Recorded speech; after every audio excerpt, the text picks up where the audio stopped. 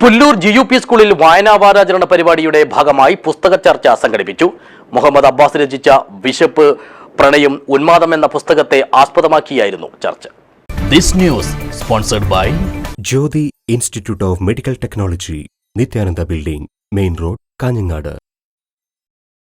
Pullur government UP സ്കൂളിന്റെ ശതാബ്ദി ആഘോഷങ്ങളോടനുബന്ധിച്ച് നടത്തുന്ന വായനാ വസന്തം പരിപാടിയുടെ ഭാഗമായി സംസ്കൃതി പുല്ലൂരാണ് പുസ്തക ചർച്ച സംഘടിപ്പിച്ചത്. അധ്യാപകരും എഴുത്തുകാരനുമായ ഡോക്ടർ സന്തോഷ് പനയാൽ ചർച്ച ഉദ്ഘാടനം ചെയ്തു.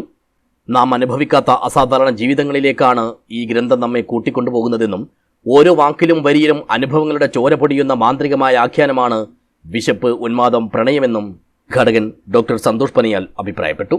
നമ്മളെല്ലാവരും ഓരോ നിമിഷവും എങ്ങനെ കടന്നു പോകും എന്ന് ആലോചിക്കുമ്പോൾ, ഓരോ നിമിഷവും അതിജീവിച്ചു പോകുമ്പോൾ നമുക്ക് ചുറ്റും ഈ രീതിയിൽ ജീവിതത്തെ കൊണ്ടാടാൻ പറ്റുന്ന ഒരുപറ്റം ആളുകളുണ്ടോ എന്ന് ഒരുപക്ഷെ സംശയിച്ചേക്കാം.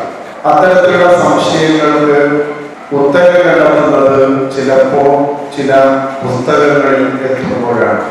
നമുക്ക് ഒരു ജീവിതമേ ഉള്ളൂ.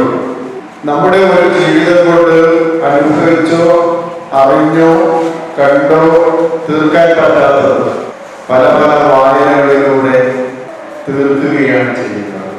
ചടങ്ങിൽ സംസ്കൃതി പ്രസിഡന്റ് രത്നാകരൻ മധുരമ്പാടി അധ്യക്ഷനായി. പുല്ലൂർ പെരിയ ഗ്രാമപഞ്ചായത്ത് അംഗം TV Kariyan, Pullur government UP school പ്രധാനാധ്യാപകൻ P Janardhanan, school PTA president K Babu, യുവ എഴുത്തുകാരൻ Ashwin Chandran, Ramnagar government higher secondary school പ്രഥമാധ്യാപിക CK സുനിതാദേവി, മാധ്യമപ്രവർത്തകൻ അനിൽ പുളിക്കാൽ, നാടകപ്രവർത്തകരായ Gopi master, Ramakrishnan Chalingal, Satheesan Pollakkada, Samskriti secretary AT Sasi, treasurer Unnikrishnan Vannarvayal എന്നിവർ സംസാരിച്ചു.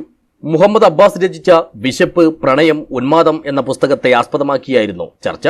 വായനക്കാരനെ ഉന്മാദിയും പ്രണയിയുമാക്കി തീർക്കുന്ന പുസ്തകമാണിതെന്ന് പൊതുവിൽ വിലയിരുത്തി. News bureau, Periya.